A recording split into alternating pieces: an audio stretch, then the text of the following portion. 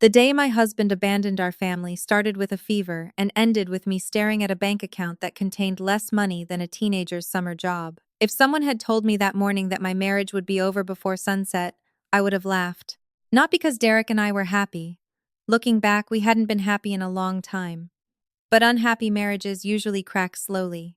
They don't explode in a single afternoon. At least that's what I believed until the day everything collapsed. My 6-year-old daughter Maya woke me up before sunrise.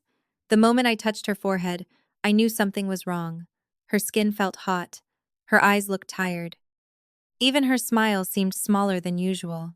"Mommy, I don't feel good," she whispered. I pulled her into my arms and carried her to the kitchen. By 7 o'clock, her fever had climbed high enough that I canceled work and scheduled an emergency appointment with her pediatrician. Derek wasn't home. That wasn't unusual. He had started leaving early months ago. According to him, work had become more demanding, more meetings, more clients, more travel. I believed him because that's what wives do when they trust their husbands. They fill in missing pieces with faith instead of suspicion. While Maya rested on the couch beneath a blanket, I sent Derek a text explaining that she was sick. No response. I sent another one an hour later while waiting at the doctor's office. Still, nothing. By lunchtime, Maya had fallen asleep against my shoulder in the waiting room. Every time she coughed, I felt helpless. Every time she shifted uncomfortably, I wished I could take the sickness away from her. The doctor eventually diagnosed a severe viral infection and prescribed medication along with several days of rest. Nothing life-threatening, nothing dangerous, just enough to make a little girl miserable. I remember feeling relieved. That relief lasted less than 20 minutes. Rain started falling while we walked toward the car. Maya leaned against me, exhausted and weak. I helped her into her seat, buckled her in, and started driving home. We were stopped at a red light when my phone vibrated. I glanced down. Derek.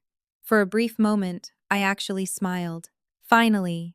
Maybe he was checking on Maya. Maybe he felt guilty for ignoring my messages. Maybe he was about to tell me he was bringing dinner home. Instead, I opened the text and felt the world stop spinning. I left. Don't call me. Don't text me, I'm done pretending. Candace and I moved to Chicago this morning. I'll contact you through my attorney. For several seconds, I couldn't breathe. Cars started moving around me. Someone honked. Another driver shouted something through an open window. None of it mattered. My eyes remained fixed on the screen. Candace, the woman from his office, the woman he claimed was annoying, the woman he supposedly couldn't stand, the woman he laughed about whenever I teased him. Suddenly, every memory from the previous year felt different. Every late-night meeting, every canceled dinner, every unexplained business trip, every moment he came home distracted, every excuse, every lie. "Mommy?" Maya's voice sounded tiny from the back seat. I quickly wiped my eyes. "Yeah, baby? Why are you crying?" Children always notice. Always. I forced a smile and looked at her through the mirror. "I'm okay." She studied me for a moment. Then she nodded politely. The way children do when they know adults aren't telling the truth. I spent the rest of the drive trying to convince myself there had been some mistake. Maybe someone hacked his phone. Maybe this was a cruel joke. Maybe I was misunderstanding everything. Then I called him. Straight to voicemail. I called again. Voicemail. Again. Voicemail. After the 5th attempt, the call didn't even ring. He had blocked me. My husband of 12 years blocked my number before I even knew my marriage was over. That realization hurt more than the affair. By the time we reached our apartment complex, my hands were shaking. I parked and sat there for nearly a minute trying to regain control of myself. Maya needed medicine. Maya needed food. Maya needed stability. Whatever disaster was happening between Derek and me could wait until later. That's what I kept telling myself. Then I saw the leasing manager standing outside our building holding a folder. The look on her face instantly made my stomach drop. "Mrs. Brooks?" she asked carefully. "Yes?" She hesitated. "I've been trying to contact you." I knew. Somehow I already knew. Bad news recognizes bad news. "What's wrong?" The woman opened the folder. "Your husband submitted paperwork this morning." Every muscle in my body tightened. "What paperwork?" "Lease termination documents." For a second I thought she was speaking another language. What? She handed me several pages. Derek's signature appeared at the bottom of each one. The dates matched today's date. The cancellation fees had already been paid. The lease would end immediately. Not next month. Not next week. Immediately. There has to be a mistake. Even as the words left my mouth, I knew there wasn't. Derek planned this. Every detail, every signature, every payment. He didn't wake up that morning and decide to leave. He had been preparing for months while kissing our daughter goodnight and telling me he loved me. The manager quietly explained that she would give us until the following morning before changing the locks. I barely heard her. Maya tugged on my sleeve. Mommy? I looked down. Are we moving? The question shattered something inside me, because I didn't have an answer. We eventually made it upstairs. Maya fell asleep almost immediately after taking her medicine. Meanwhile, I sat alone at the kitchen table staring at the divorce text. Again and again I read the same words. Done pretending. Chicago. Attorney. The colder the message felt, the more I realized how little I actually knew about the man I married. Then another thought hit me. Money. I opened our banking app. The account loaded. For a moment my brain refused to process what I was seeing. The savings account was nearly empty. The emergency fund was gone. The vacation account was gone. The reserve account we built for Maya's future was gone. Thousands upon thousands of dollars had disappeared. My pulse started racing. I checked transaction history, transfer after transfer after transfer, all completed earlier that morning. Derek hadn't just abandoned us. He had cleaned out everything he could reach before boarding a plane with his mistress. My hands trembled so badly I almost dropped the phone. Then I remembered the prescription, the medicine. I grabbed my purse, rushed to the pharmacy, and handed over the prescription slip. The pharmacist typed for a few seconds and smiled politely. That'll be $112. I swiped my debit card. Declined. My stomach dropped. I tried again. Declined. The pharmacist looked uncomfortable. People always do when they're witnessing someone else's humiliation. I stepped aside and opened my banking app again. The checking account balance stared back at me. Derek hadn't left enough money to cover our daughter's medication. I somehow paid using the last available credit on an old card and drove home in silence. Maya was asleep by the time I returned. I sat beside her bed and watched her breathe. Her favorite teddy bear rested beneath one arm. She looked so small, so innocent, so completely unaware that her entire world had changed in a single day. Then she opened her eyes slightly and whispered something that I will never forget. Mommy? Yes, baby? We're still going home tomorrow, right? Tears filled my eyes immediately. Because for the first time since I became a mother, I honestly didn't know how to answer. And as I sat there staring at my sleeping child while the nearly empty bank account glowed on my phone screen, I realized my husband hadn't just abandoned his wife. He had abandoned a sick 6-year-old girl with nowhere left to go. I barely slept that night. Every time I closed my eyes, I saw the same text message. Chicago. Candace. Attorney. The words repeated endlessly like a recording I couldn't turn off. Around 3 in the morning, I finally gave up trying to sleep and walked into the living room. Rain still tapped softly against the windows. Cardboard boxes sat half-packed around the apartment, our apartment, at least for a few more hours. I stood there staring at the life we had built together. The couch where Derek and I watched movies, the dining table where Maya learned to color inside the lines, the framed family photos hanging on the wall. Suddenly everything felt temporary, like I had been living inside someone else's dream. My phone remained silent. No apology, no explanation, no sign that Derek regretted what he had done. I called him again anyway, straight to voicemail. I tried his work number, disconnected. I tried email, no response. Then I tried Candace. That call never even connected. Both of them had vanished together, leaving me behind to clean up the wreckage. Around 6 o'clock, Maya shuffled into the kitchen wearing her favorite purple pajamas. Her fever had dropped slightly, but she still looked exhausted. She climbed onto a stool and rubbed her eyes. Mommy? I forced a smile. Good morning, baby. She looked around the apartment, then at the boxes, then back at me. Children notice more than adults realize. Why are our things in boxes? My throat tightened immediately. We're just organizing, she nodded slowly. I could tell she wasn't convinced. While she ate a piece of toast, I started making phone calls. First, the leasing office. I begged for more time. The answer remained the same. Derek had already paid every termination fee. The apartment legally reverted back to management the next morning. Then I called a lawyer. After listening to my situation, she gave me advice I already expected. Document everything. Save every message. Don't confront Derek emotionally. Protect Maya. Protect yourself. The conversation helped, but not enough.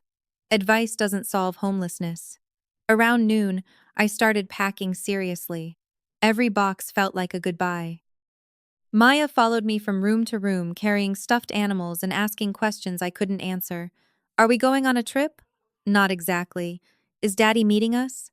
That question hurt the most. I turned away so she wouldn't see the tears forming in my eyes.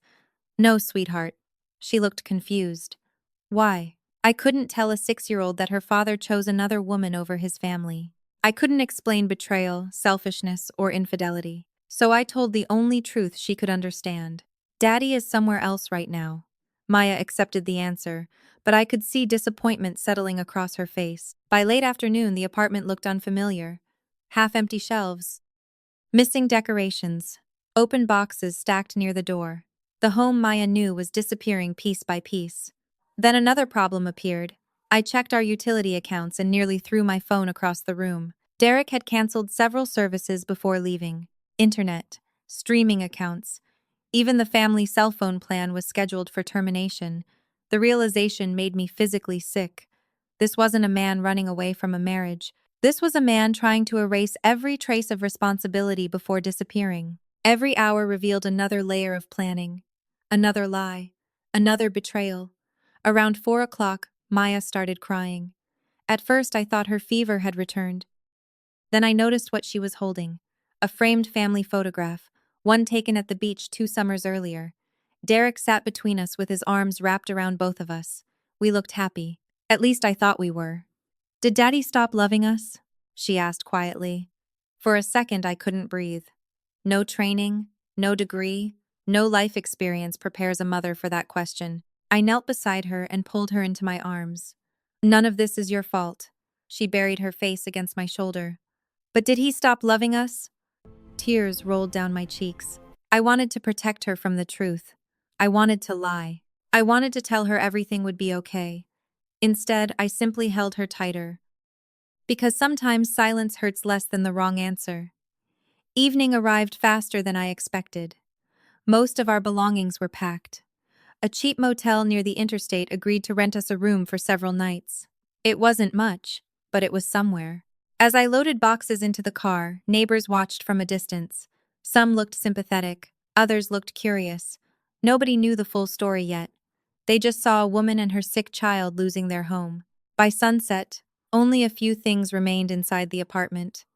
Maya walked through each room one last time, saying goodbye to places that mattered to her. Her bedroom, the balcony, the corner where she built blanket forts. Watching her do that nearly broke me. When she finished, she walked back into the living room carrying her teddy bear. Will our new place have a bedroom for me? She asked. Yes. Promise? I nodded. I promise. It was the first promise I made all day that I wasn't entirely sure I could keep. We were about to leave when someone knocked on the door. 3 sharp knocks. Not the leasing office. Not a neighbor. Not maintenance. Something about it felt deliberate. My stomach tightened immediately. I walked toward the door and looked through the peephole. The moment I saw who was standing outside, every remaining hope that Derek's family might help us disappeared. Because on the other side of that door stood Derek's sister, Vanessa, and her husband Greg. And judging by the smug smiles on their faces, they hadn't come to help. The moment I saw Vanessa and Greg standing outside my apartment door, I knew they weren't there to help. People who come to help don't smile like that. They don't stand on the other side of your worst day looking amused. They don't arrive 30 minutes before you're about to lose your home. Yet there they were, dressed like they were attending a social event instead of walking into a family disaster. For a second, I considered pretending nobody was home. Then Vanessa knocked again. Harder this time. Maya looked up from the floor where she was sitting beside her boxes. Aunt Vanessa? She asked hopefully. The hope in her voice hurt. Children always believe family will show up when things get bad. Adults know better. I opened the door. Vanessa immediately stepped inside without being invited. Greg followed behind her, carrying the same smug expression he seemed to wear permanently. Neither one asked how Maya was feeling. Neither one asked whether we needed anything. Neither one acknowledged the packed boxes filling the apartment. Vanessa simply looked around and smiled. Wow, so it's true. I folded my arms. What are you doing here? She laughed softly. That's how you're going to greet family? Family. The word sounded almost insulting coming from her. Greg wandered through the living room, examining things like a man touring a property he planned to buy. Derek wasn't kidding, he said. You really are moving out. My patience started disappearing quickly. If you came to gloat, you can leave. Vanessa rolled her eyes. Everything isn't about you, Aaliyah. That statement alone nearly made me laugh. My husband ran away with another woman. My daughter was sick. We were losing our home. Somehow Vanessa still found a way to make herself the victim. She walked over to the kitchen counter and placed a set of car keys on top. Derek asked us to pick up a few things. There it was. The real reason they came. Not concern, not support. Property retrieval. My husband abandoned his family and immediately sent relatives to collect his belongings. I stared at the keys. He's too cowardly to do it himself? Vanessa's smile vanished. Watch how you talk about my brother. I couldn't believe what I was hearing. Your brother emptied our accounts, abandoned his child, ran away with his mistress, and left us homeless. Vanessa shrugged. Actually shrugged. People fall out of love.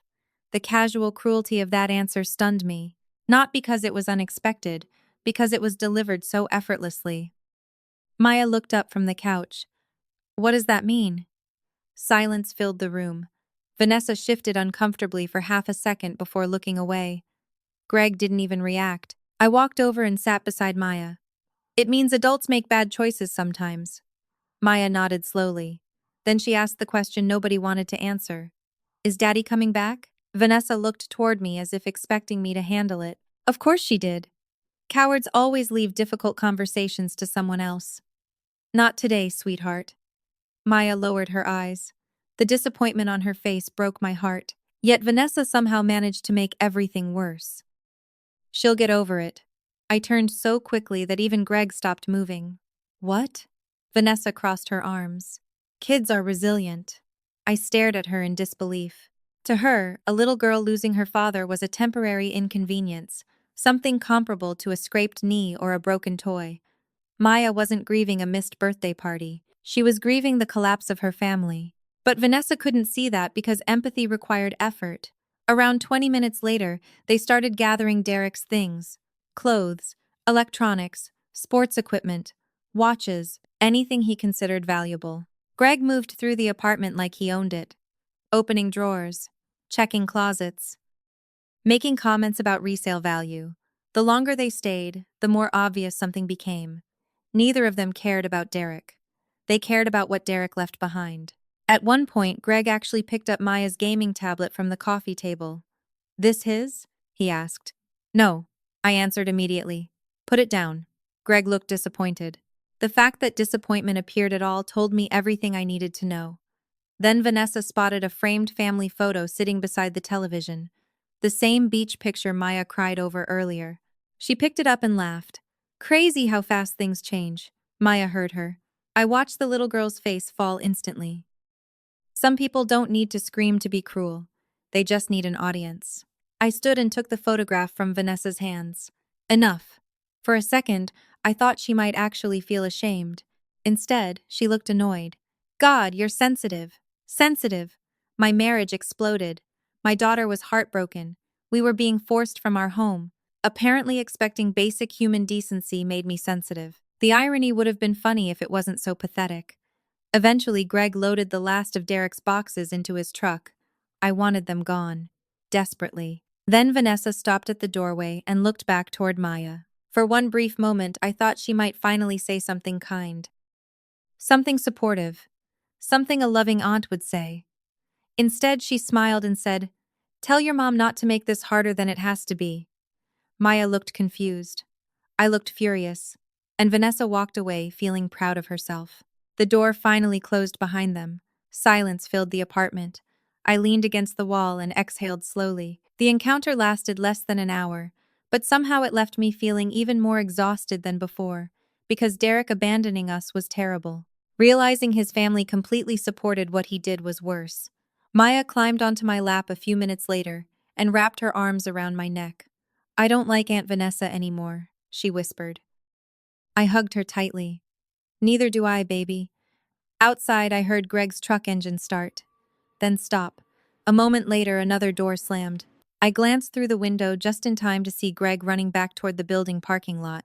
He looked irritated, like someone had forgotten something important.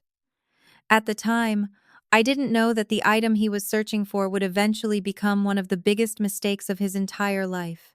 I didn't think that day could get worse after Vanessa and Greg finally left. I was wrong.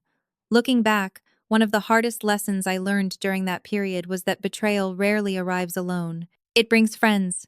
It brings relatives. It brings people who smell weakness and suddenly decide they're entitled to pieces of your life.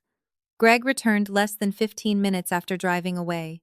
This time he didn't bother knocking politely. He pounded on the door like he owned the building. I opened it just enough to see his face. "What do you want?" His eyes immediately scanned the apartment behind me. "I lost something." I almost laughed. "That's unfortunate." He tried to step forward. I blocked him. "Move." "No." For a second his expression darkened. Then he forced a smile that looked completely unnatural. "Come on, Aaliyah. It's important." I folded my arms. "Then tell me what you're looking for." Greg hesitated. Just long enough for me to notice. A folder. There it was. Not keys, not a wallet, not a phone. A folder. Something about the answer immediately felt wrong. People don't drive back across town because they misplaced a folder.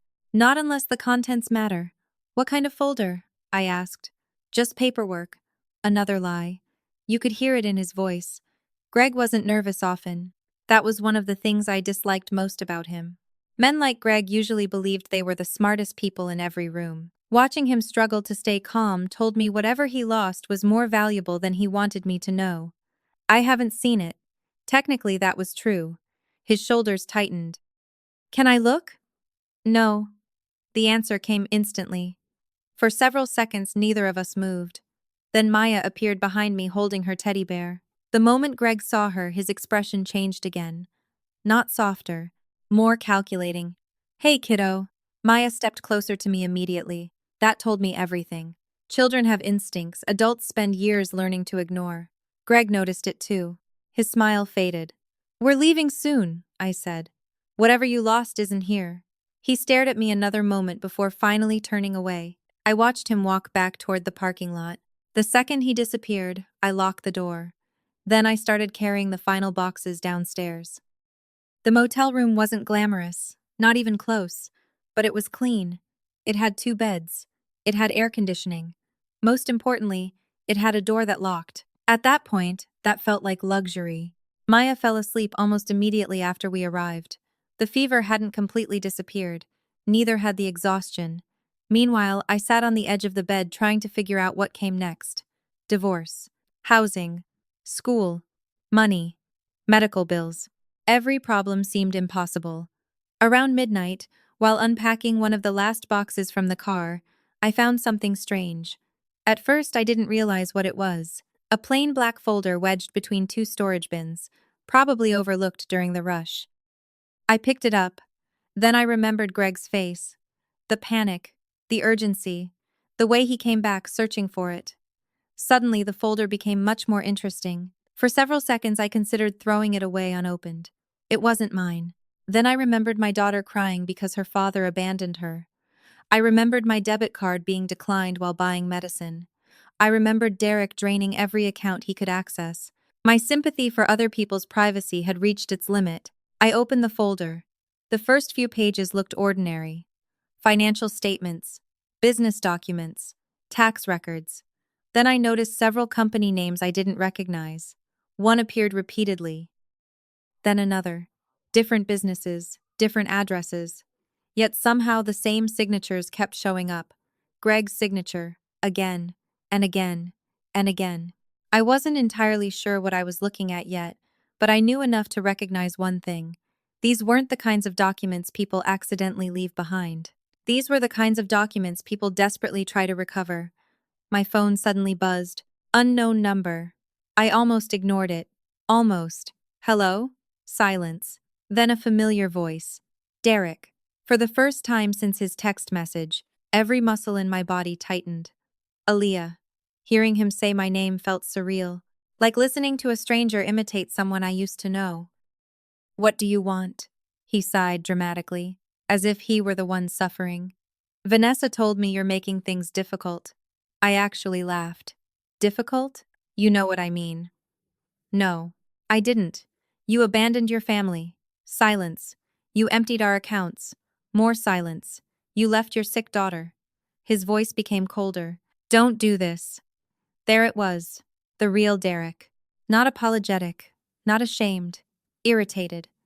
The man who destroyed our lives somehow viewed himself as the victim. Do what? I asked. Make me feel guilty. The statement stunned me. For several seconds, I genuinely didn't know how to respond. Maya was sleeping 10 feet away in a motel because of him. Yet he was worried about guilt. You should feel guilty. Another pause. Then his voice hardened. This is exactly why I left. I stared at the phone in disbelief. 12 years. 12 years together. And somehow he had rewritten reality so completely that abandoning his child became my fault. Candace was right about you. The words landed harder than I expected, not because they hurt, because they revealed something important. Candace wasn't a mistake. She wasn't some spontaneous affair. They had been discussing me, analyzing me, building a story where I became the villain long before Derek walked away. Don't call again, I said quietly. Aaliyah. I ended the call. Then I blocked the number. For several minutes, I sat in complete silence, staring at the black folder resting beside me. My marriage was over. My home was gone. My daughter was sleeping in a motel room. Yet for the first time all day, something felt different. Not better, different. Because while Derek and his family spent the last 24 hours taking things from me, Greg had accidentally left something behind. And judging by how desperately he wanted it back, whatever was inside that folder might be worth far more than he realized. The second night in the motel felt worse than the first. The shock had started wearing off, leaving room for reality. During the first 24 hours after Derek abandoned us, I barely had time to think. There were boxes to move, medications to buy, questions to answer, and a frightened little girl depending on me. Survival had kept me moving. But survival eventually slows down. Reality catches up. And when it does, the silence becomes dangerous. Maya was asleep beside me, her fever finally beginning to break. The television played quietly in the background while I sat at the small motel table staring at the black folder Greg accidentally left behind. I had already reviewed most of it. Not because I understood everything inside, but because I needed something to distract me from the disaster my life had become. Every page seemed to raise more questions than answers. Business names, financial summaries, ownership structures, payment records. Nothing obviously criminal, nothing obviously innocent either. Around midnight, my phone rang. This time I recognized the number immediately. Renee Collins. For a moment I simply stared at the screen. Then I answered. "Where the hell have you been?" she asked. No greeting, no small talk, just Renee being Renee. I laughed softly for the first time in days. Good to hear from you too. I've called 15 times. It's been a bad week. Silence followed. Then her voice changed. What happened? Most people ask questions because they're curious. Renee asked because she cared. So I told her everything. Derek, Candace, Chicago, the empty bank accounts, the apartment, the motel. The call lasted nearly an hour. She interrupted frequently, mostly to swear at Derek. By the end, she sounded ready to commit multiple felonies on my behalf. Tell me where he is, she said. Renee, I'm serious. I know. Another pause. Then she sighed heavily. You're okay? It was a simple question, one I couldn't answer honestly. I'm breathing. That's not what I asked. She knew me too well. Finally, I leaned back in my chair. No, I'm not okay. The words felt strange coming out loud, because until that moment I hadn't admitted them even to myself. Renee remained quiet for several seconds. Then she said something unexpected. Good. Good. Yes. Because if you told me you were okay, I'd know you were lying. I smiled despite myself. That was another thing about Renee. She never confused strength with denial. After a few more minutes, the conversation shifted. So what's the plan? She asked. I looked toward Maya, sleeping peacefully on the bed. Take care of my daughter. After that, I stared at the folder. Then at the motel walls. Then at the nearly empty room surrounding me. I don't know. The answer surprised both of us, because uncertainty wasn't normal for me. For most of my adult life, I always knew the next step, the next move, the next strategy. Planning was part of who I was. Renee understood that better than anyone. Aaliyah. Her voice became serious. You need to stop acting like you're powerless. I frowned. Excuse me? You heard me. I almost laughed. I'm sitting in a motel after my husband stole my money. And? I remained silent. Renee wasn't finished. You're talking like you're some helpless victim. What exactly would you call this? Temporary. The answer arrived instantly. Not sympathetic, not comforting, just honest. You spent 15 years building one of the best financial investigation careers I've ever seen. I closed my eyes. Here we go. Renee. No. Listen. Her tone hardened. You're acting like Derek destroyed your life. He didn't. He destroyed his access to your life. The room fell silent. Because deep down, I knew she was right. There was a reason Derek never understood our finances completely. A reason I handled most major financial decisions myself. A reason certain assets existed beyond the accounts he emptied.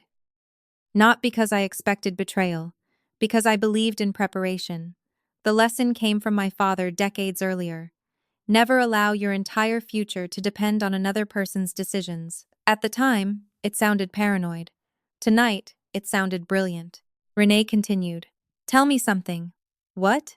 How much does Derek think you make? I almost laughed. Not much. That was true. Derek believed I worked as a mid-level compliance consultant.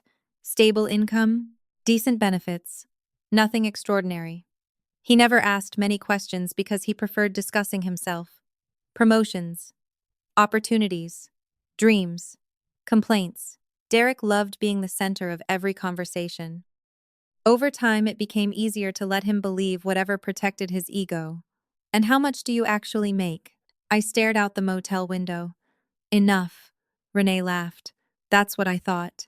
The truth was simple. Derek spent years assuming he was the ambitious one in our marriage. The provider. The future success story. Meanwhile, I quietly built a career investigating financial misconduct for corporations, investment groups, and legal firms. The work paid exceptionally well. More importantly, it taught me something valuable. People lie, especially when money becomes involved. Some lie badly, others lie professionally. Derek apparently belonged to the first category. Have you checked everything? Renee asked. Everything? All the accounts. There it was. The question I had avoided. Because until now, I focused only on the damage, not the remaining assets, not the backup structures, not the contingency plans I created years earlier, plans Derek knew almost nothing about.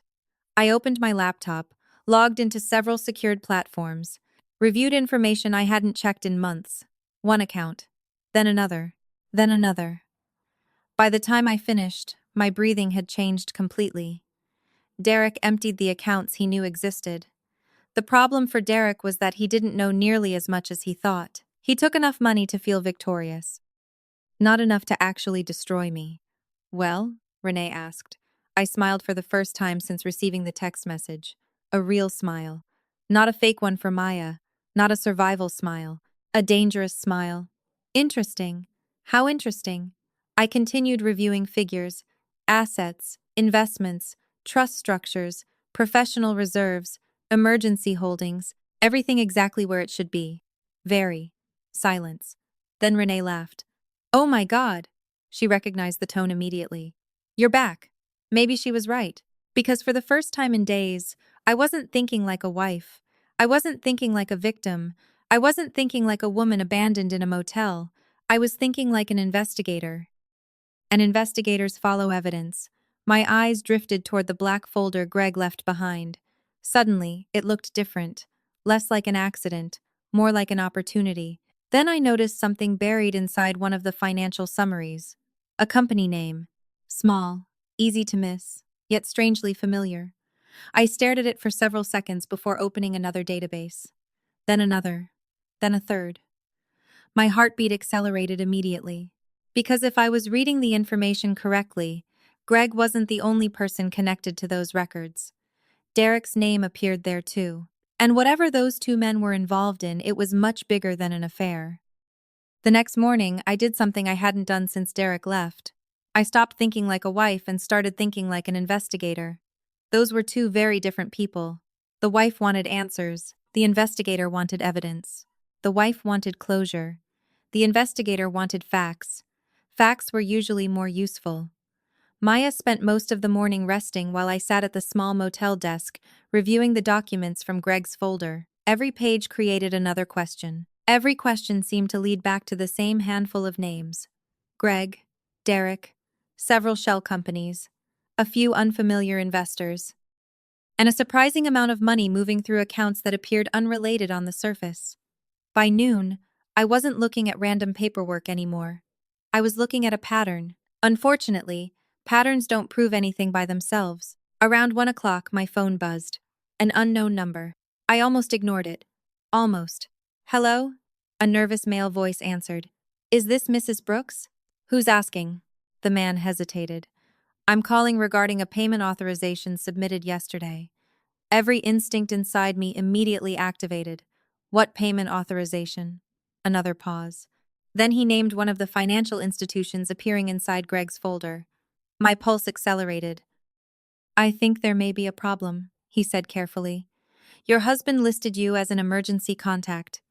There it was, the first real crack. I listened quietly while the representative explained that a large line of credit had recently been activated. Very large. Much larger than most people could qualify for. According to the records, Derek had signed several agreements shortly before leaving Atlanta. On paper, everything appeared legal, yet something about the timing triggered an internal review. When the call ended, I sat silently for several seconds. Then I opened my laptop. 20 minutes later, the picture became much clearer. Derek hadn't emptied our accounts because he needed the money. The money wasn't enough, not even close. He needed leverage, cash, appearances, something that would allow him to pretend he was wealthier than he actually was. The realization made my stomach turn. He wasn't running toward a better life. He was financing an illusion. Maya wandered over wearing one of my oversized sweatshirts. Mommy? Yeah, baby? Are you working? I smiled softly. A little. She climbed into my lap. Good. You're always smart when you work. I laughed despite everything. Children have a remarkable ability to remind you who you are when life tries to convince you otherwise. After she returned to bed, I continued digging. The deeper I looked, the worse things became. Derek had signed for a revolving credit facility carrying interest rates that bordered on predatory. The kind of agreement desperate people accept when traditional lenders say no. The kind of agreement that grows rapidly if payments fall behind. The kind of agreement that destroys lives. Yet somehow Derek seemed convinced it was a victory. Then I discovered why. 3 separate transfers had been routed into accounts connected to his new life in Chicago. Luxury apartment deposits, vehicle leases, personal spending accounts. Derek wasn't building a future. He was staging one. Every dollar came from borrowed money. Every purchase depended on debt. Every photograph he planned to post online would be financed by obligations he couldn't realistically maintain. The worst part? Candace probably believed it was real. My phone buzzed again. This time it was Renee. Tell me you found something. I found stupidity. She laughed immediately. Derek? Professional-grade stupidity. I explained everything. The credit lines, the interest rates, the spending, the illusion. By the end of the conversation, even Renee sounded shocked. He's insane. No. I leaned back in my chair. He's arrogant. There was a difference. Insane people don't understand consequences. Arrogant people believe consequences only happen to someone else. Derek spent years believing he was smarter than everyone around him, smarter than coworkers, smarter than managers, Smarter than me. That arrogance finally gave him permission to do something incredibly reckless. Renee went quiet. Then she asked the question I knew was coming. What are you going to do? I stared at the documents covering the desk. Nothing. Silence. Nothing? Not yet. That answer surprised her. It didn't surprise me. Experience had taught me something valuable. People making bad decisions rarely need help destroying themselves. Interference often slows them down. The smartest thing you can do is step aside and let momentum work. 2 days later, another surprise arrived. Social media, specifically Derek's social media. A mutual friend sent screenshots. Apparently, Chicago was treating him well, at least according to the captions.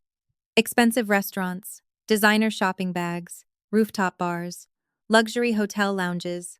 Candace appeared in almost every photograph, smiling like she had won a competition. I studied the images carefully. Most people focused on what was visible. I focused on details: watches, receipts, locations, timing. Every picture confirmed the same conclusion. They were spending money faster than they could replace it. Much faster. Then I noticed something else. One of the locations looked familiar. Very familiar. Not because I had been there recently, because I had reviewed investment reports connected to that property less than 6 months earlier. My heartbeat accelerated slightly. I zoomed in, checked the address, then checked it again. Interesting. Very interesting. Before I could explore that thought further, someone knocked on the motel room door. 3 sharp knocks. Maya looked up immediately. So did I. Nobody should have known we were there. Slowly, I walked toward the door and checked through the peephole. My stomach tightened. Greg. He stood outside alone this time. No Vanessa, no smile, no fake politeness. Just anger. Real anger. And based on the way he kept glancing over his shoulder toward the parking lot, he wasn't there to ask for the folder anymore. He was there because he had finally realized exactly what was missing, and he was starting to panic. The second I saw Greg standing outside the motel room, I knew 2 things. First, he finally understood how important that missing folder was. Second, whatever was inside terrified him far more than he wanted anyone to know. Maya sat quietly on the bed watching cartoons while I stepped outside and closed the door behind me. The last thing she needed was another adult acting like a selfish child. Greg immediately crossed his arms. We need to talk. No greeting. No fake smile. No pretending to care how Maya was doing. Just business. Or panic. Probably both. About what? I asked. His jaw tightened. You know exactly what. I leaned casually against the railing. Actually, I don't. The lie irritated him immediately. Good. Greg had spent years talking down to people. Watching him lose control was surprisingly satisfying. The folder. There it was. What folder? His eyes narrowed. Stop playing games. I'm not. For several seconds we stared at each other. Then Greg lowered his voice. Give it back. Not ask, not request, demand. That told me everything. Whatever he lost wasn't merely important. It was dangerous. I don't have anything that belongs to you. Another lie. Another crack in his composure. Greg stepped closer. Listen carefully. Some things inside that folder can create problems for a lot of people. There it was again. Not just him. A lot of people. Interesting. Very interesting. Then maybe those people should have been more careful. His face darkened immediately. For a moment, I thought he might actually say something useful. Instead, he chose threats. Weak threats. The kind desperate people use when they run out of options. You're making a mistake. I laughed softly. Coming from you, that's adorable. His eyes flashed with anger. Then something unexpected happened. His phone rang. He glanced at the screen and instantly looked nervous. Not annoyed, nervous. Whoever was calling mattered. Greg stepped away to answer. I wasn't trying to eavesdrop. He simply wasn't smart enough to lower his voice. I'm handling it. Pause. No. Longer pause. She doesn't know anything. My interest increased immediately. She, meaning me. Another pause. Then Greg looked toward me. I'll fix it. The call ended. Whatever confidence he arrived with vanished afterward. He looked rattled. Genuinely rattled. That mattered, because men like Greg usually believed they controlled every situation. Watching him react like an employee afraid of disappointing a boss told me there were bigger players involved. Much bigger. "We're done here," I said. Greg didn't stop me. He just stood there staring while I returned to the motel room.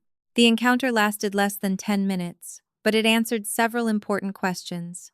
The folder mattered, other people were involved, and Greg was nowhere near the top of the food chain. The following morning, after dropping Maya off at a temporary day program offered through a local community center, I returned to the motel and reopened my investigation.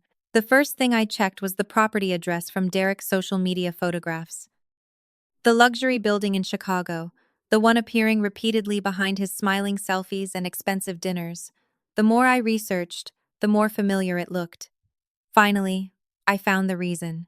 6 months earlier, my firm conducted due diligence on a large portfolio acquisition involving several residential properties across Illinois. One of those properties happened to be the exact building where Derek and Candace now lived. A strange feeling settled into my stomach, not fear, amusement. Because life occasionally enjoys irony. The ownership structure wasn't public knowledge, at least not directly. Several holding companies sat between the building and the ultimate ownership group. Perfectly legal, perfectly common. Yet after tracing the chain through internal records I already had access to, the answer finally appeared. I actually laughed out loud. Derek thought he escaped to Chicago. Derek thought he built a new life. Derek thought he was showing off his success inside a luxury apartment complex. The reality was much funnier. The building belonged to an investment consortium partially managed by one of my largest clients, a client who happened to trust me more than most of their executives. No, I didn't own the building personally, but I knew the people who did, very well. More importantly, I understood exactly how the lease structures worked. My amusement quickly faded when I reviewed the rental rates. Derek wasn't simply overspending, he was hemorrhaging money. The monthly obligations alone were enough to make my head hurt. Add the vehicle leases, add the credit lines, add Candace's spending habits. The math became terrifying. Then my phone buzzed, a social media notification. Another photograph. Derek and Candace standing on a rooftop overlooking the city skyline, smiling, laughing, pretending. The caption nearly made me choke on my coffee. New city, new life. Best decision I ever made. I stared at the screen for several seconds. Then I zoomed in. Behind Derek sat a leasing welcome package. Most people wouldn't notice it. I did. Because several documents were partially visible, including a date. A very recent date. Suddenly, another possibility entered my mind. A dangerous one. I opened my laptop and started cross-referencing timelines. Lease activation. Credit approvals. Financial transfers. Security deposits. The pieces began fitting together faster than expected. Too fast. Because if my calculations were correct, Derek hadn't actually qualified for that apartment on his own. Someone helped him. Someone with access. Someone willing to manipulate information. Someone connected to Greg's world. My pulse accelerated. Not because I found proof, because I was getting close to it. Then another message appeared on my screen. This one wasn't from Derek. It wasn't from Greg. It wasn't from Renee. It came from an anonymous email address. No greeting, no explanation. Just a single sentence. If you care about your daughter, stop looking into Chicago. I read the message twice, then a third time. Most people would feel scared. I felt something else entirely. Because anonymous warnings only arrive when someone is worried about what you might find. And for the first time since Derek abandoned us, I was absolutely certain I was digging in the right place. The anonymous email sat on my screen for nearly 5 minutes. If you care about your daughter, stop looking into Chicago. Most people would have seen a threat. I saw fear. Real threats don't ask you to stop. Real threats act. Warnings usually come from people hoping to avoid something worse. Someone was worried. Someone knew I was getting close. More importantly, someone knew exactly who I was investigating. I printed the email, saved multiple copies, and forwarded everything to a secure archive before closing my laptop. Then I picked up Maya from the community center. The second she saw me, she ran across the room and wrapped her arms around my waist. Moments like that kept me grounded. It was easy to become consumed by anger, easy to obsess over Derek, Candace, Greg, and every betrayal that followed. Maya reminded me why any of this mattered. That evening we shared pizza in the motel room and watched cartoons until she fell asleep laughing. For the first time since Derek left, I felt something close to peace. It didn't last long. The next morning, Renee called before sunrise. "Tell me you're awake." I looked at the clock. "I hate you." "Good. You're conscious." Her excitement was impossible to miss. "What happened?" "I found something." Those 4 words immediately got my attention. 20 minutes later, we were on a secure video call reviewing information she had uncovered through public filings and corporate databases. At first, it looked ordinary. Property registrations, leasing records, business filings. Then a familiar name appeared. The company connected to Derek's apartment application. I leaned closer to the screen. "That's impossible." "That's what I thought." Renee clicked another file, then another. Suddenly, the entire picture became clearer. Derek hadn't qualified for the apartment himself. His income wasn't high enough. His assets weren't strong enough. His credit profile wasn't clean enough. Someone had helped him. Someone had manipulated information submitted during the approval process. "Greg," I said quietly. Renee nodded. "Almost certainly." The realization changed everything. This wasn't just an affair anymore. It wasn't just a selfish husband running away with another woman. Derek and Greg were actively working together, which raised a much bigger question. Why? Nobody commits financial fraud simply to impress a mistress. The risk was too high. The reward was too small. There had to be another objective, another layer, another reason. I spent most of that day reviewing every lease-related document I could legally access. Eventually, one detail stood out. The apartment agreement itself. Most people never read contracts. They skim them. They sign. They move on. Derek definitely seemed like that type. The agreement contained several unusual provisions, perfectly legal, perfectly enforceable, also potentially devastating. The luxury building operated under a premium corporate leasing structure. Early termination penalties were severe. Payment defaults triggered accelerated collection clauses.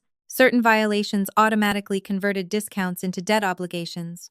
In simple terms, missing payments wasn't merely expensive, it was catastrophic. I stared at the numbers for several seconds, then I smiled slowly. Derek thought he won. Derek thought he escaped. Derek thought he was living in a glamorous new chapter. The reality was very different. Every day he remained in that apartment increased the pressure around his neck. Every dollar he spent moved him closer to obligations he couldn't afford. The trap already existed.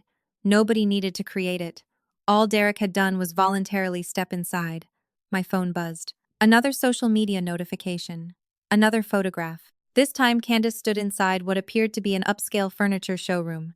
Her caption read, "New beginnings deserve beautiful spaces." Several expensive purchases surrounded her. Sofas, tables, artwork, decorative pieces. Thousands of dollars in a single image. I almost felt sorry for her. Almost. Candace genuinely believed she was building a future. She had no idea she was decorating a financial disaster. Around noon, something unexpected happened. Derek called. Not from his number. From another phone. I considered ignoring it. Curiosity won. "Hello?" Silence. Then his voice. "You blocked me." I laughed softly. "You abandoned your family. Can we stop doing this?" The arrogance nearly impressed me. He spoke as if we were arguing over dinner reservations instead of divorce. Doing what? Being hostile. Hostile. The man emptied our accounts, abandoned his daughter, and disappeared across the country. Apparently my attitude was the problem. "What do you want, Derek?" He hesitated. That alone was unusual. Derek rarely hesitated. "I need some documents."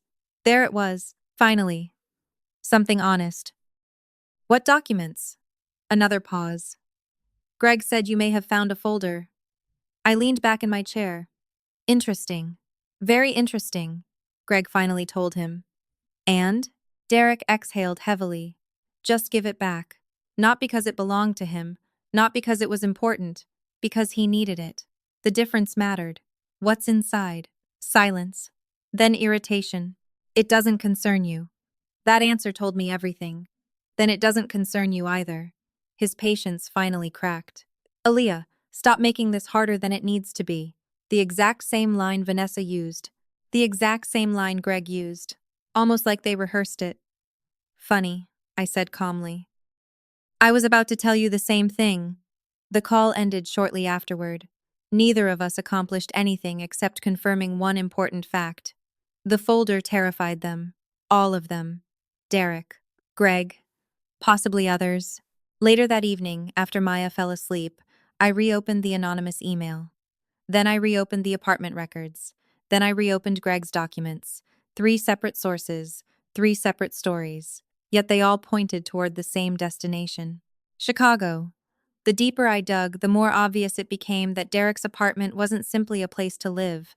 It was connected to something larger, something expensive, something hidden. Then I noticed a transaction reference buried inside one of Greg's files. Just a number. Easy to miss. Most people would have skipped over it. I didn't.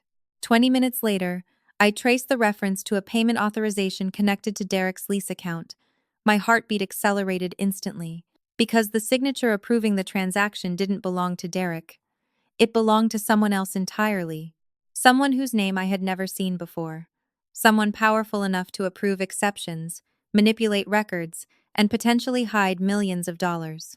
And for the first time since this nightmare began, I realized Derek wasn't the architect of the scheme. He was just another pawn. The first real crack appeared 3 weeks after Derek arrived in Chicago. Not in public, not on social media, not in front of Candace. It happened in the privacy of his own apartment when reality finally demanded payment for all the fantasies he had been buying. By then, Derek's online life looked perfect. Every few days, another photograph appeared. Expensive restaurants, rooftop lounges, designer stores, luxury fitness clubs, Candace smiling beside him like she had finally found the life she deserved. Thousands of people saw those pictures. Most believed them. That's the thing about social media. People rarely post the bill. They only post the purchase. While strangers admired the lifestyle, I quietly watched the numbers. The debt, the transfers, the obligations. Every week the pressure increased. Every week the hole grew deeper. Eventually, even Derek couldn't ignore it. The first sign came through a public argument. One of Candace's friends posted a short video from a restaurant. It wasn't intended to expose anyone. They were recording a birthday dinner. Derek happened to be sitting at a nearby table. Most people watching wouldn't notice anything unusual. I did. Candace looked furious. Derek looked exhausted. They weren't speaking. They weren't smiling. They weren't even looking at each other. The fairy tale already had cracks. A few days later, another clue appeared. Several expensive purchases that Candace proudly displayed online suddenly stopped. No more designer handbags, no more luxury shopping trips, no more treat-yourself weekends. At first glance, it seemed meaningless. To me, it looked like a budget crisis. Then Renee called. You need to see this. 10 minutes later, she forwarded a series of financial alerts connected to entities appearing in Greg's folder. One payment missed. Then another. Then a third. Small amounts by corporate standards. Huge warning signs to anyone who understood leverage. Debt doesn't destroy people overnight. It destroys them gradually. One missed payment becomes 2. 2 become 5.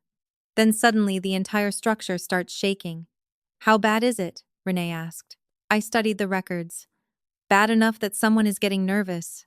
Derek? I shook my head even though she couldn't see me. Bigger than Derek. That was the part people kept missing.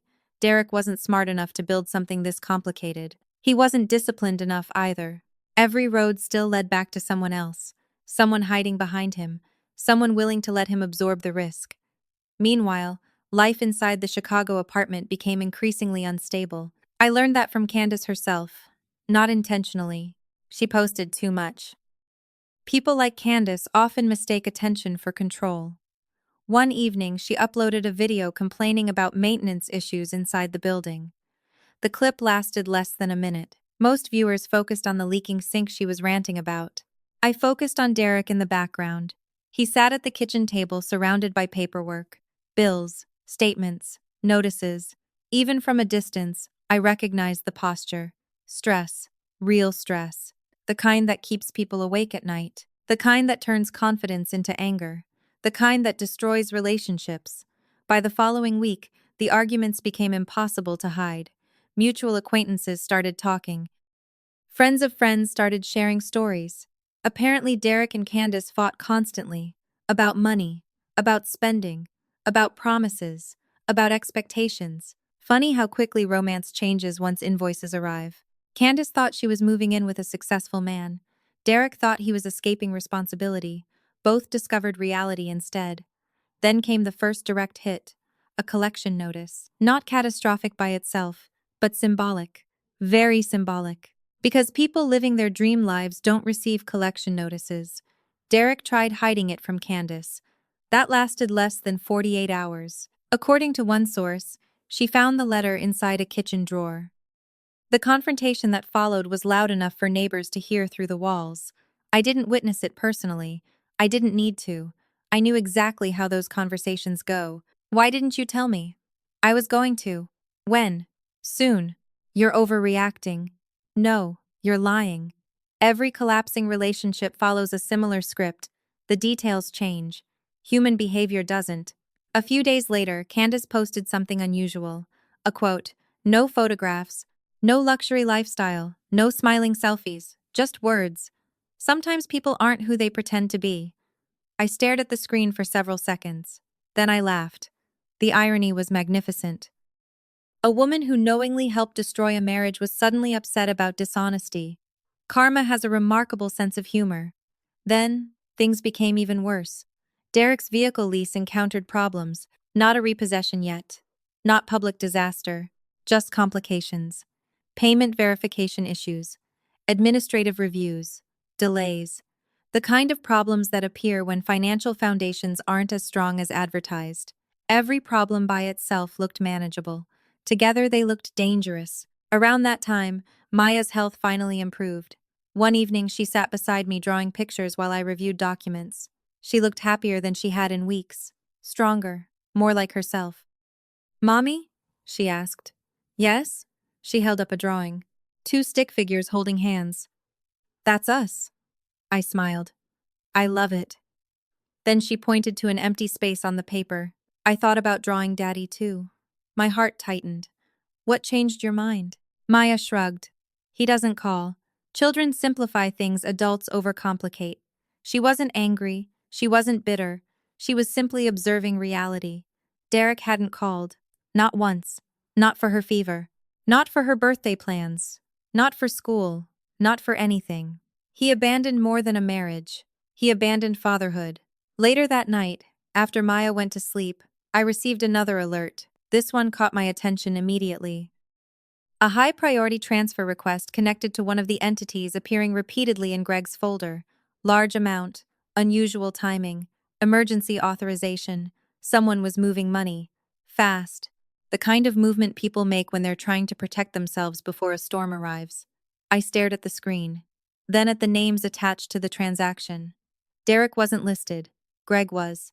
And for the first time since finding that folder, I became certain of something. Greg wasn't trying to recover those documents because they exposed the past. He was trying to recover them because they revealed what was about to happen next.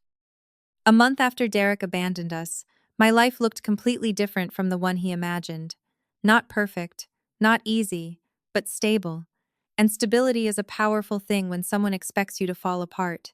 During those first weeks, Derek probably pictured me crying on a friend's couch, begging relatives for money, struggling to survive while he enjoyed his new life in Chicago. The reality couldn't have been more different. Every morning, Maya and I followed the same routine. Breakfast together, school applications, medical checkups, community activities, small steps, ordinary steps, the kind that slowly rebuild a life. Her fever was gone. The dark circles beneath her eyes disappeared. Even her smile started returning. The first time I heard her laugh without forcing it, I nearly cried. Some victories don't appear in courtrooms or bank accounts. Sometimes they're as simple as hearing your child sound happy again. One Saturday morning, Maya sat beside me in the motel room drawing pictures while I reviewed financial reports. She held up a sketch of a large house with flowers in the front yard. "This is our next home," she announced proudly. I smiled. "That's a very nice house." It has a pink room. Of course it does. And a backyard.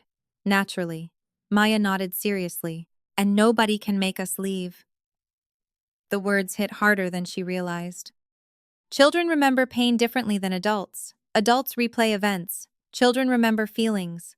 Maya didn't remember legal paperwork or lease terminations. She remembered fear. She remembered boxes. She remembered wondering where she would sleep. I walked over and kissed the top of her head. Nobody is going to make us leave again. This time I wasn't making a promise I couldn't keep, because while Derek spent the last month pretending to be rich, I spent it preparing for the future. The first thing I did was establish a trust in Maya's name. Years earlier, I created several contingency plans for emergencies. Divorce wasn't one of the scenarios I expected, but preparation rarely cares about expectations. Assets were transferred. Educational protections were established. Long-term investments were secured. By the time I finished, Maya's future no longer depended on anyone else's decisions, especially Derek's. The second thing I did was start looking for a permanent home, not because I needed to prove anything, not because I wanted revenge, because children deserve roots, stability, a place that belongs to them. After weeks of searching, I found it. A beautiful property outside Atlanta, quiet neighborhood, excellent schools, large backyard, safe streets. The kind of place where Maya could grow up without fear. The day we toured the house, she ran through every room like she had discovered a castle. "This one," she shouted from upstairs. "This is my room." I laughed. "You haven't seen the others yet." "I don't need to." She spread her arms dramatically. "This one picked me." By the end of the tour, the decision was made. Not by me, by Maya. Sometimes that's how the best decisions happen. 2 weeks later, we moved in. No drama, no celebration, no social media announcement. Just peace. Real peace. The kind money can't buy unless you know what matters. Meanwhile, hundreds of miles away, Derek's fantasy continued cracking apart. I learned that through a combination of public information, mutual acquaintances, and Derek's own inability to stop showing off, every new photograph told the same story. Smaller restaurants, fewer luxury purchases, less confidence, more desperation. The smile remained, the confidence didn't. Candace's posts changed too. The glamorous captions disappeared. The expensive shopping trips became less frequent. Even her friends seemed less visible. Reality was slowly collecting its debt. One afternoon, Renee called while I was unpacking boxes. "You should see this." 10 seconds later, a photograph arrived. Derek standing beside a luxury vehicle outside his apartment building. The caption claimed he was considering an upgrade. I laughed immediately. "What's funny?" Renee asked. "Look at the reflection. Most people focus on the car. Investigators focus on details." Reflected in the vehicle's window sat a tow truck. Not directly behind Derek. Off to the side. Easy to miss, yet impossible to ignore once you noticed it. The image wasn't showing success. It was showing damage control. Renee laughed so hard she nearly dropped the phone. "You're evil." "No," I continued unpacking. "I'm observant." The difference mattered. Because Derek's biggest weakness had always been appearances. He cared more about looking successful than becoming successful. More about admiration than reality. More about ego than responsibility. Those priorities finally had consequences. Yet despite everything happening in Chicago, my attention kept returning to Greg. The folder. The anonymous email. The hidden transactions. None of it made sense yet. Derek was a symptom. Greg was a clue. Neither felt like the actual source of the problem. Then, late one evening, while reviewing documents in my new home office, I found something that made my blood run cold. Buried inside one of the records from Greg's folder sat a payment authorization connected to a company I recognized immediately. Not because of Greg, not because of Derek. Because several years earlier, my firm investigated that exact company during a major fraud case. The company shouldn't have existed anymore. It was supposed to be dissolved, shut down, gone. Yet somehow it was alive, active, moving money. And according to the latest transaction records, Greg wasn't merely connected to it, he was helping operate it. I stared at the screen for several seconds. Then I opened a new file and started digging deeper. Because for the first time since Derek walked out of our lives, I stopped asking how he betrayed me. A much more important question had appeared.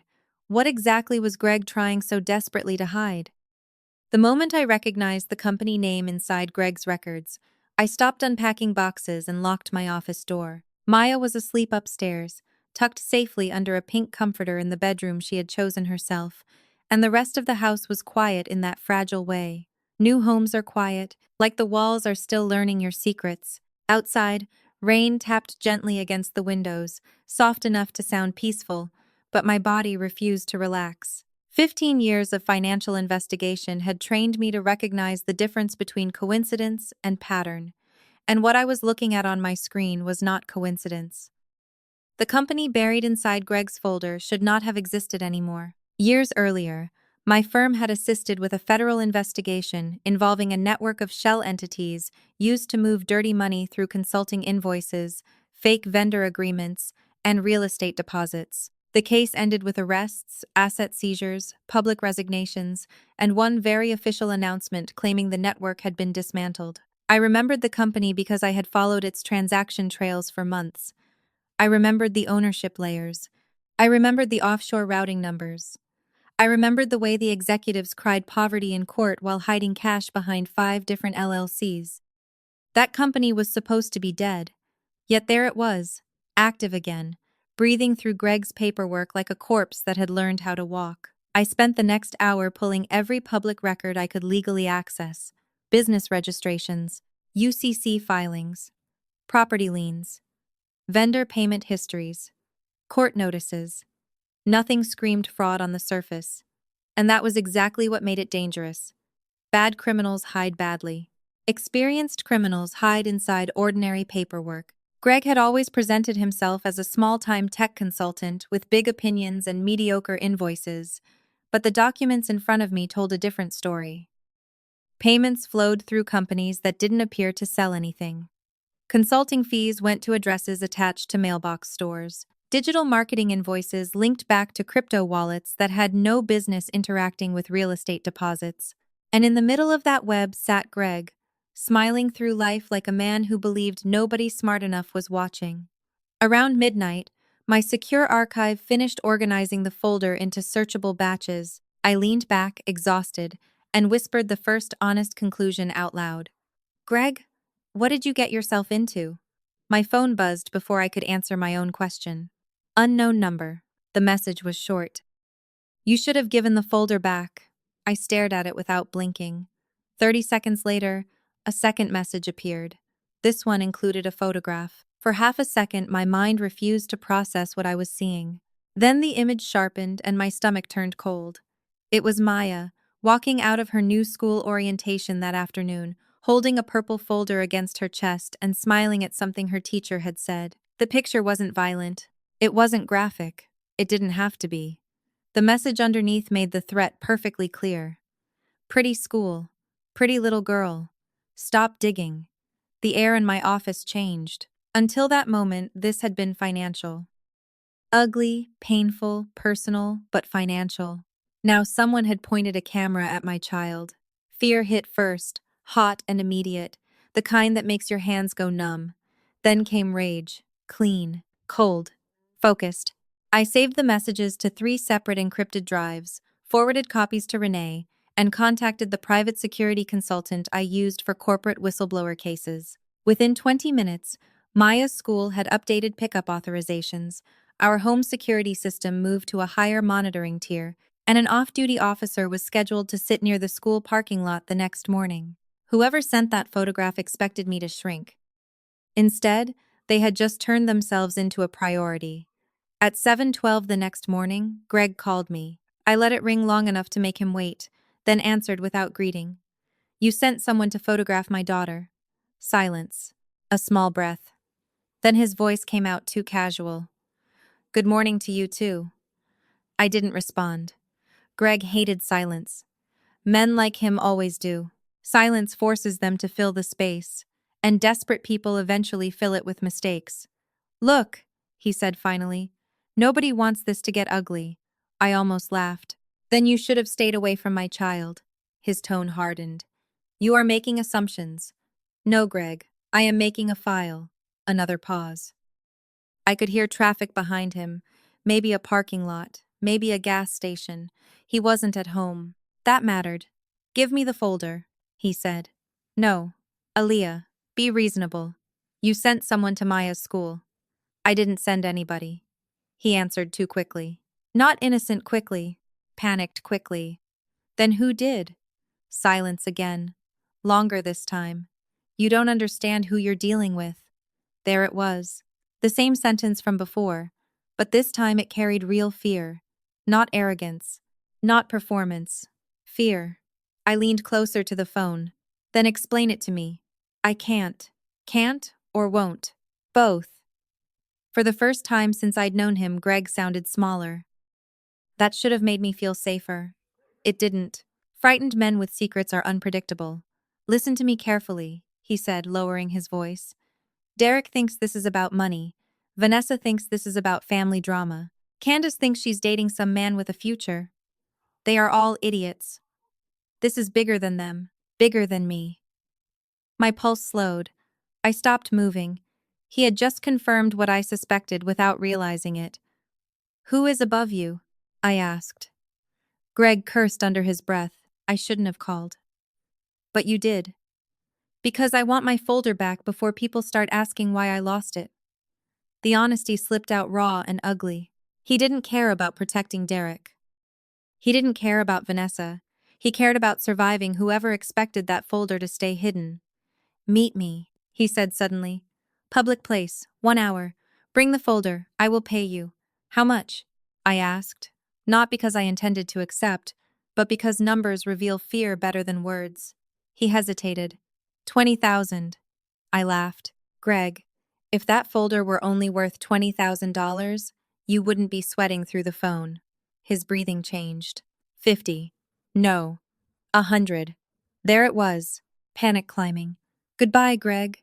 Wait. His voice cracked. Please. That word surprised me. Greg never said please. Not to me. Not to anyone he considered beneath him. If you keep digging, he whispered, they will ruin you first. They won't just threaten your kid. They will take your licenses, your clients, your reputation. They will make you look unstable, criminal, desperate. They will turn you into exactly what Derek already told everyone you are. My hand tightened around the phone. And what is that? Greg swallowed. A bitter black woman trying to destroy a successful man because he left her. There it was, the narrative. Clean, predictable, and ready-made for people who wanted an easy story.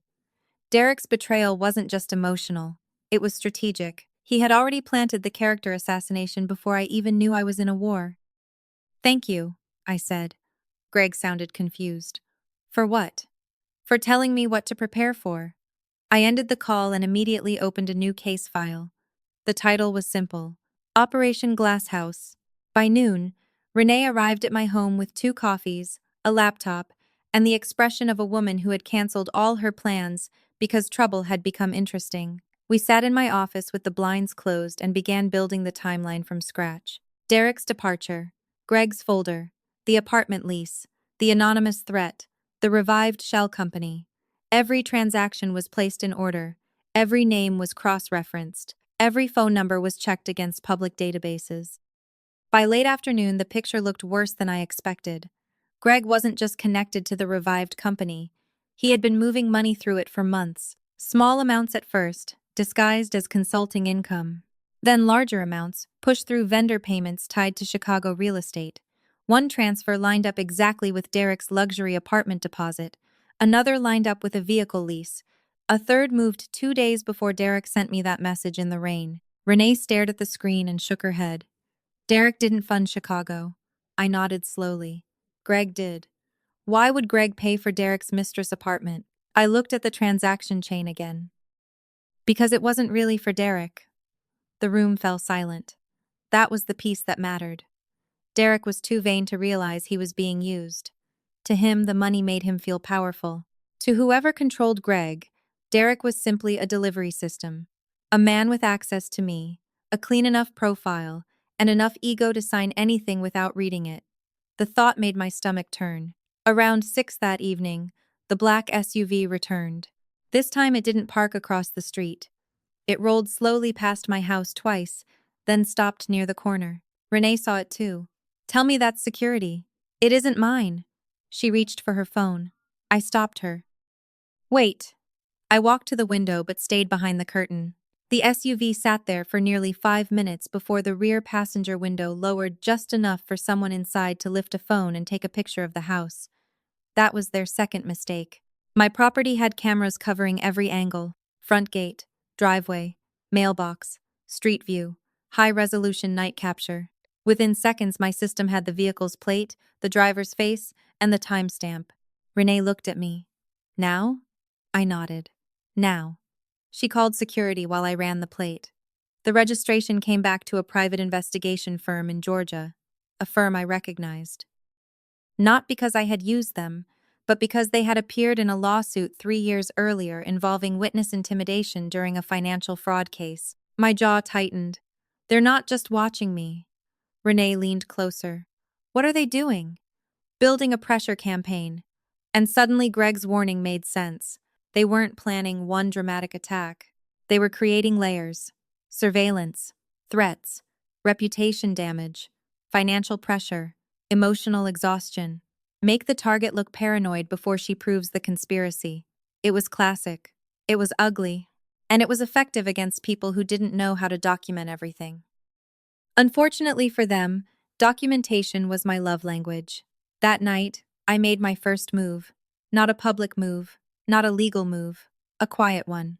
I sent Greg a message from a temporary number. I have the folder. I have the school photo. I have the SUV plate. I know the company is active again. 10 seconds passed, then 20. Then my phone rang. Greg. I didn't answer. I let him sit inside the panic.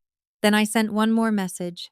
Tell whoever is above you that if my daughter is photographed again, I stop being quiet. His reply arrived almost instantly. You don't know what you're doing. I smiled. Yes, I do, I whispered into the empty office. Then another message came through, but this one wasn't from Greg. It came to my encrypted email account. No subject line, no greeting, just one attachment. A spreadsheet with hundreds of transactions, dozens of names, and years of hidden financial activity. At the bottom of the email sat a single sentence that made every nerve in my body go still. Greg doesn't know I sent this. And when I opened the file, I realized someone inside the operation had just handed me a loaded weapon. The spreadsheet changed everything. For nearly 10 minutes after opening the file, I didn't move. I simply stared at the screen while rows of transactions stretched endlessly before me. Dates, account numbers, wire transfers, corporate entities, real estate purchases, consulting invoices, hundreds upon hundreds of entries carefully organized over several years. Whoever sent the file didn't want to give me a clue. They wanted to give me a map. The problem was that maps can lead you into danger just as easily as they lead you out of it. I printed several pages and spread them across my desk, while Renee reviewed the digital version beside me. The deeper we looked, the more obvious one fact became. Greg wasn't exaggerating. The operation behind him was much larger than any of us initially believed. Look at this, Renee whispered. She pointed toward a cluster of transactions connected to companies I already recognized from Greg's folder. Millions of dollars moved between entities that technically shouldn't have existed. Money disappeared into consulting firms and reappeared inside property acquisitions. Vendor payments became investment capital. Debt became equity. It was financial camouflage on a professional level, the kind of system that requires lawyers, accountants, technology specialists, and people willing to look away. This wasn't a side hustle. This was an organization. My eyes continued scanning the records until a familiar name appeared. Derek Brooks. Not as an owner, not as a director, not even as an investor. He appeared as a recipient. Small payments at first, then larger ones, then housing-related transfers connected directly to Chicago. Renee looked up. He really had no idea, did he? I leaned back in my chair. No. That was the frightening part. Derek thought he was exploiting people. In reality, people were exploiting him. His greed made him useful. His arrogance made him easy to control. He believed he was the smartest man in every room, which meant he never noticed when someone else was using him. The next 3 days disappeared into research. Every morning I took Maya to school. Every afternoon I helped her with homework. Every evening, after she went to bed, I entered another world entirely. Transaction chains, shell companies, property records, corporate registrations. The spreadsheet slowly transformed from chaos into structure. Patterns emerged, names repeated, certain accounts appeared too often. Certain people never appeared publicly but seemed connected to everything. Then I found the first major breakthrough. One company in the spreadsheet maintained a private server network used to process financial records. Nothing unusual there. Large organizations do it all the time.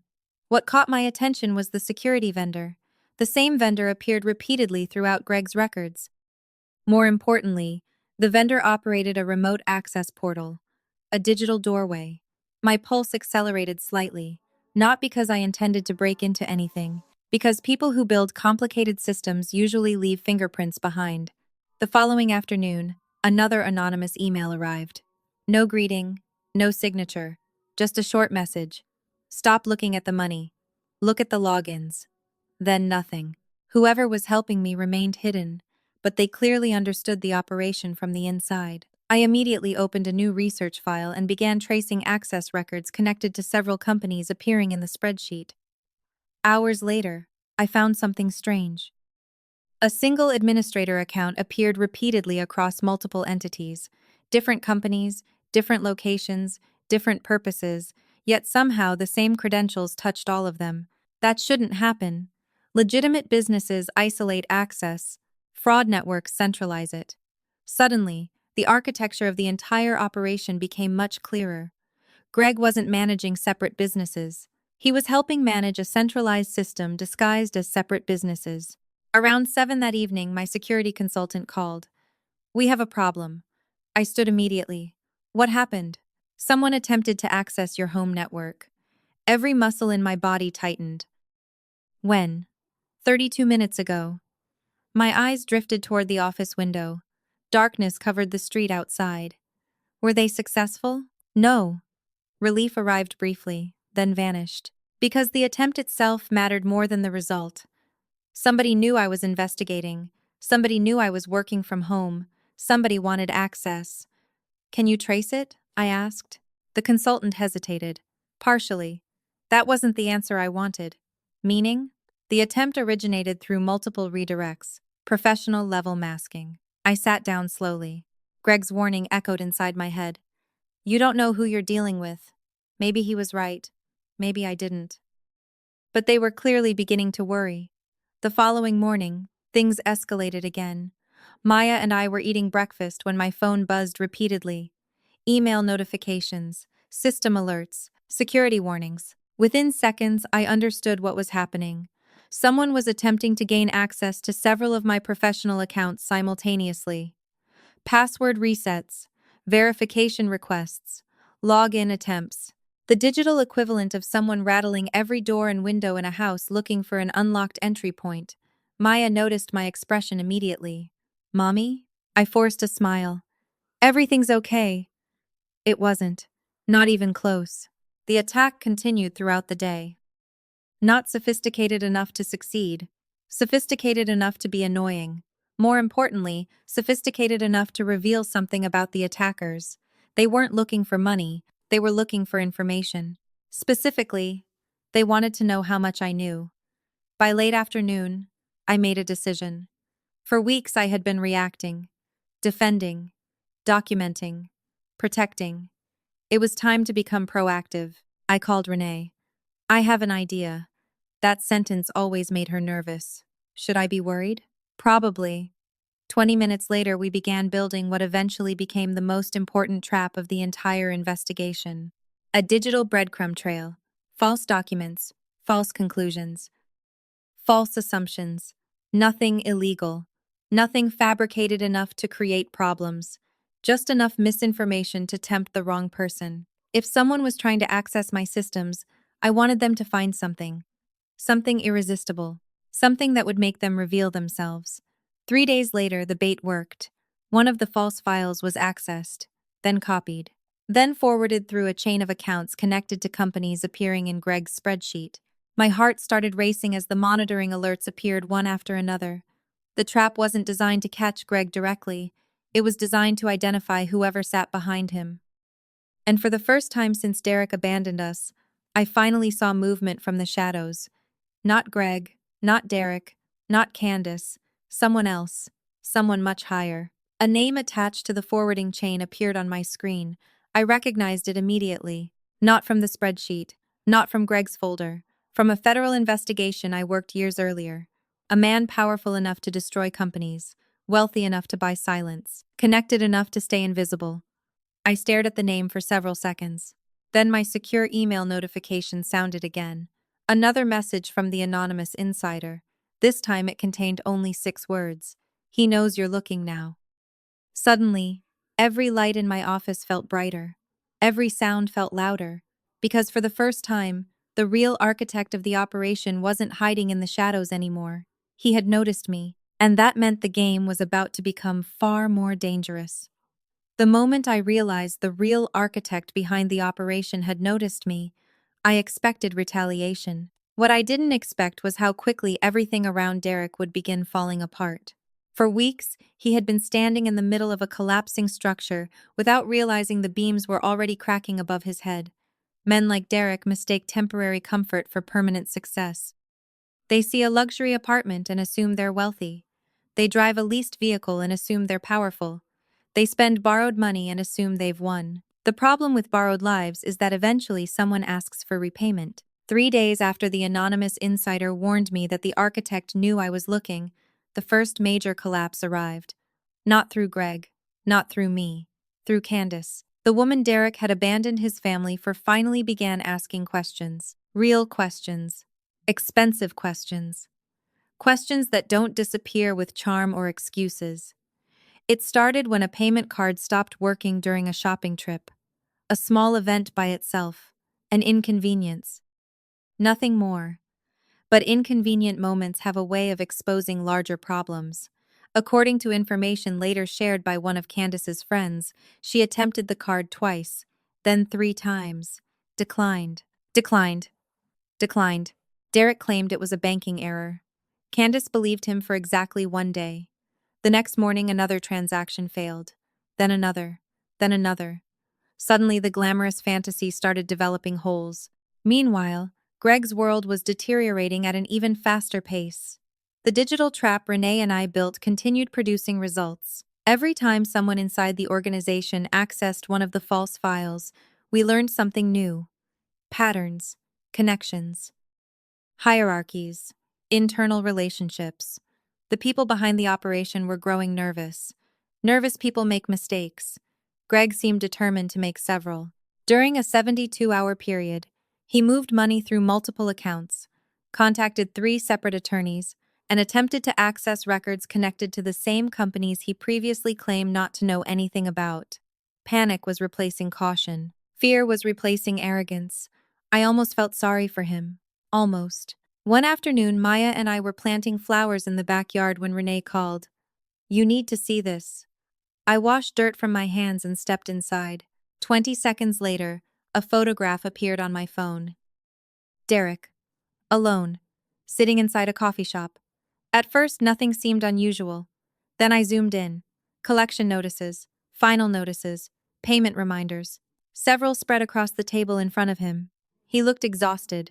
Not physically, spiritually. Like someone trying to keep 10 different lies alive at the same time. I stared at the image longer than I expected. There was a time when seeing him suffer would have broken my heart. That time had passed.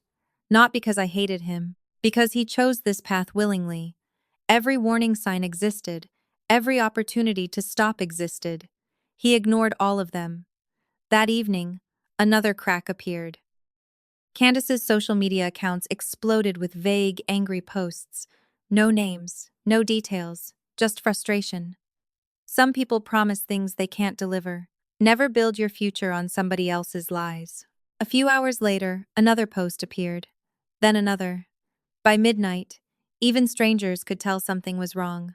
The perfect Chicago romance was rotting in public. 2 days later, reality delivered a far more serious blow. The luxury apartment management company initiated formal compliance reviews connected to several lease accounts, including Derek's. Not because of me, not because of Aaliyah the investigator, because money leaves footprints. And somebody inside the financial structure supporting Derek's lifestyle had become sloppy. Verification requests were issued, documentation reviews were triggered, income confirmations were requested. Suddenly, all the shortcuts Greg and his associates used to push Derek into that apartment started attracting attention. The beautiful thing about fraud is that it usually destroys itself. You simply need patience. Around that same time, Greg made the mistake I had been waiting for. He stopped thinking strategically and started thinking emotionally. Late one night, security cameras captured a familiar vehicle driving slowly past my house. Then again, then again. Finally, the vehicle stopped near the corner. A man exited briefly and walked toward the property line before returning to the car. The footage wasn't criminal, it was stupid. More importantly, it was traceable. My security consultant identified the driver within 24 hours. One of Greg's associates. The same associate linked to several entities appearing in the spreadsheet. When Renee heard the news, she laughed. He's unraveling. She was right. Greg wasn't operating like a professional anymore. Professionals protect themselves. Greg was reacting. Reacting people make evidence. While Greg spiraled, Derek's life in Chicago continued collapsing. The vehicle lease problems became impossible to hide. The apartment pressure intensified. Collection efforts increased. Candace's patience evaporated. According to one source, they were arguing almost daily now. Not about relationships, about money. Money was always the real relationship. One Friday afternoon, a mutual acquaintance accidentally provided the most revealing update yet. Candace had apparently discovered several financial documents Derek never intended her to see. Outstanding balances, debt obligations, payment demands. The confrontation that followed reportedly lasted hours. By the end, she wasn't asking whether Derek lied. She was asking how much. There is a significant difference between those questions. One seeks reassurance, the other assumes guilt. Meanwhile, my own investigation was moving toward something much larger. The architect behind the operation remained hidden, but the network around him was becoming visible. Every day produced another connection, another name, another account, another transaction. The anonymous insider continued feeding small pieces of information through encrypted channels. Never enough to identify themselves, always enough to move the investigation forward. Then, just as everything seemed to be accelerating, the biggest shock arrived. Not from Greg, not from the architect, not from Derek. From Candace. She left. No dramatic announcement, no emotional farewell, no social media explanation. She simply disappeared from Derek's life. One day she was posting photographs from Chicago. The next day she was gone. Apartment staff noticed. Neighbors noticed. Friends noticed. Most importantly, Derek noticed. The woman he destroyed his family for abandoned him the exact same way he abandoned us. Alone. Quietly. Without warning. The irony was almost perfect. Almost. Because Derek still hadn't reached bottom. Not yet. 3 nights later, close to midnight, my secure phone rang. Unknown number. I answered cautiously. Several seconds passed before a voice spoke, a male voice, tired. Defeated, broken. Aaliyah? Every muscle in my body tightened. I recognized it immediately. Derek. But this wasn't the Derek who left Atlanta. This wasn't the confident man posting rooftop photographs and pretending to be successful. This sounded like someone standing in the ruins of his own decisions. "What do you want?" I asked quietly. Silence followed. Then a sentence I never expected to hear. "I think they're coming after me too." And in that moment, I realized Derek had finally discovered the truth. He was never one of the people running the scheme. He was just another disposable piece on the board. And now someone had decided he was no longer useful. For several seconds after hearing Derek's voice, I didn't say anything. Part of me wanted to hang up immediately. Another part wanted to hear exactly how much of his fantasy had finally collapsed. In the end, curiosity won. "What do you mean they're coming after you?" I asked. Derek exhaled shakily. The sound alone told me more than his words. The man who left Atlanta full of confidence no longer existed. "Everything is falling apart," he whispered. I closed my eyes. Not because I felt sorry for him, because I had warned him years ago about shortcuts, about people who promised easy success, About opportunities that seemed too good to be true, Derek never listened. He only listened to people who made him feel important. Start talking, I said. What followed wasn't an apology. It wasn't even a confession. It was survival. Derek explained that several accounts connected to his Chicago life had suddenly been frozen pending review. Payment channels stopped working, credit facilities disappeared, calls from unknown numbers increased daily. Men he barely knew started demanding answers. Questions he couldn't answer, promises he couldn't keep. For the first time, he realized the people funding parts of his lifestyle were never friends. They were using him. Exactly like I suspected. Greg knew, Derek said. That didn't surprise me. How much? I asked. Silence. Then, I don't know. That answer sounded honest. Greg rarely shared complete information with anyone. People like Greg survive by making sure everyone knows less than they do. Where's Candace? Another silence. Longer this time. Gone. I almost laughed. The woman who helped him destroy a family abandoned him the moment consequences arrived. Some lessons cost more than others. By the end of the call, Derek sounded exhausted.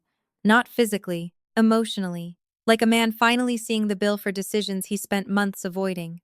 Then he said something unexpected. I want to come home. Home. The word hung in the air between us. Not Atlanta, not Maya, not me. Home. As if the place he destroyed was still waiting exactly where he left it. There is no home, Derek. The silence that followed felt heavy. Please. I hadn't heard desperation in his voice before. Not real desperation. I need to see Maya. My jaw tightened immediately. For weeks he hadn't called her.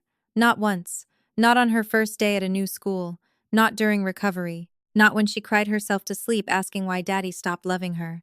Now suddenly he needed to see her. You need a lawyer, I replied. Not a daughter. He didn't argue. That told me how broken things had become. 2 days later, Derek started driving back to Atlanta. Nearly 20 hours on the road. 20 hours alone with nothing except consequences and regret. According to later records, he left Chicago with most of his possessions packed into a rented vehicle because several assets were no longer accessible. The luxury apartment was gone. The fantasy was gone. Candace was gone. All that remained was reality. During the drive, he called several times. Sometimes I answered. Most of the time, I didn't. Every conversation sounded the same. Fear, confusion, regret. Yet one thing remained missing. Accountability. Derek still talked about what happened to him more than what he did to others. That mattered. Because regret and responsibility are not the same thing. While he drove across multiple states trying to outrun the wreckage behind him, my life continued moving forward. Maya loved her new school. The flower garden we planted together had started growing. The house felt more like home every day. For the first time in months, peace felt possible. Then Greg ruined it. 3 nights before Derek reached Atlanta, another encrypted message arrived. This time it wasn't from the anonymous insider. It was from Greg. One sentence. That's not the man you should be worried about. I stared at the screen for several seconds. Then another message appeared. If Derek talks, people will get hurt. Real hurt. The threat wasn't subtle. It wasn't supposed to be. Greg was scared. Terrified, actually. Not of me, not of Derek. Of whoever stood above both of them. The same invisible figure who had been hiding behind shell companies, false records, surveillance, intimidation, and years of carefully buried transactions. Suddenly, Derek's return felt less important than what he might know. Because if Greg was trying this hard to keep him quiet, then Derek was carrying something valuable, maybe without even realizing it. 20 hours after leaving Chicago, Derek finally crossed into Georgia. The man who arrived looked nothing like the one who left. The confidence was gone. The arrogance was gone. Even the expensive image he spent months building had disappeared. He looked tired, older, defeated. But as he drove toward Atlanta, believing his biggest challenge would be facing me, he had no idea that another group of people was already looking for him. And unlike me, they weren't interested in forgiveness. 3 days after returning to Georgia, Derek finally stood in front of the life he thought he could reclaim. The problem was that the life he remembered no longer existed. The apartment was gone. The routines were gone. The version of me that spent years cleaning up his mistakes was gone. Even the frightened woman he abandoned in the rain was gone. In her place stood someone stronger. Someone who had survived everything he tried to leave behind. I agreed to meet him one final time. Not for reconciliation. Not for closure. For clarity. We met in a quiet family mediation office recommended by my attorney. Maya was not there. That decision wasn't negotiable. Derek walked into the room looking older than I remembered. Not because of age, because consequences leave marks. For several seconds he simply stared at me. Then he looked down. "You look good," he said quietly. I almost laughed. After everything that happened, that was his opening line. "Why are we here, Derek?" He swallowed hard. I wanted to apologize. The room fell silent. Months earlier, those words might have mattered. Now they felt late. Very late. He apologized for leaving. For Candace. For the money. For Maya. For believing people who used him. For ignoring warnings. For choosing ego over family. Some of it sounded sincere. Some of it sounded rehearsed. Honestly, it didn't matter anymore. Forgiveness and trust are not the same thing. One can exist without the other. When he finally finished, I looked at him calmly. "Do you know what hurt the most?" He shook his head. "It wasn't Candace." His eyes widened slightly. "It wasn't the money." Silence. "It was Maya asking why her father stopped loving her." Derek closed his eyes immediately. For the first time, real pain crossed his face. Not fear, not embarrassment. Pain. Because there was no defense against that truth. No excuse, no explanation, no one else to blame. A few weeks later, federal investigators executed several warrants connected to the network hidden behind Greg's companies. The anonymous spreadsheet turned out to be only a small portion of the evidence. More witnesses came forward. More records surfaced. More accounts were frozen. Greg eventually cooperated, not because he became honest, because he ran out of options. The architect who spent years hiding behind shell companies and intimidation tactics finally became visible. And once he became visible, the entire structure collapsed faster than anyone expected. Derek was questioned repeatedly, but ultimately avoided the worst consequences because investigators concluded he had been used more than involved. That didn't erase his mistakes. It simply defined them accurately. He wasn't a criminal mastermind. He was a selfish man whose greed made him useful to dangerous people. The biggest victory wasn't legal. It wasn't financial. It happened months later on an ordinary Saturday afternoon. Maya and I were planting new flowers in the backyard when she looked up and smiled. A real smile. The kind that reaches a child's eyes. "Mommy? Yeah, baby?" She pointed toward the house. "This feels like home now." For a moment I couldn't speak, because that was the thing I fought hardest to protect. Not money. Not pride. Not revenge. Home. Safety. Peace. The things that matter when everything else falls apart. That night, after Maya went to bed, I sat alone on the back porch watching the sunset. The anger was gone. The fear was gone. Even the heartbreak had finally begun to fade. Derek thought leaving me would destroy my future. Instead, it forced me to build a better one. And that's the lesson I carried forward from everything that happened. Betrayal can take away comfort. It can take away certainty. It can even take away the life you thought you were supposed to have. But it cannot take away who you choose to become afterward. And sometimes, the strongest comeback isn't getting revenge. It's building a life so peaceful that the people who hurt you no longer have the power to disturb it.